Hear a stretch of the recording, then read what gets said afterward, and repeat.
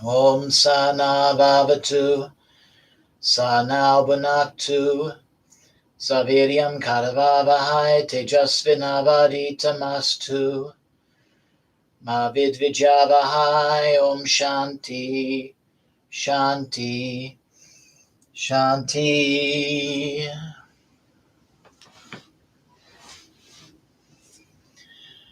Loka Samasta Sukhino Bhavantu.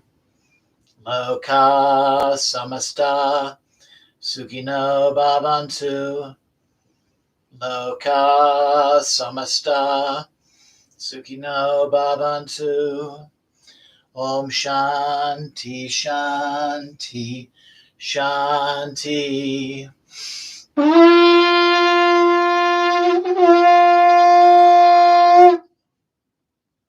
Om Tassat Om. Jai Ganesha, Jai Guru, Om Namah Shivaya, Jai Ma Kali, Jai Ma Paradevi, Jai Mata Di, Jai Mata Di, Jai Mata Di. And namaste. And thank you so very much for joining me. Have a wonderful Thanksgiving holiday. Blessings always. And I look forward to you joining me a week from today, where we'll honor the three goddesses combined in the form of Mahakali, the great Kali, also known as Kala Sankarshini Kali, the great force of time which transmits knowledge. Have a wonderful night. Jai Ma.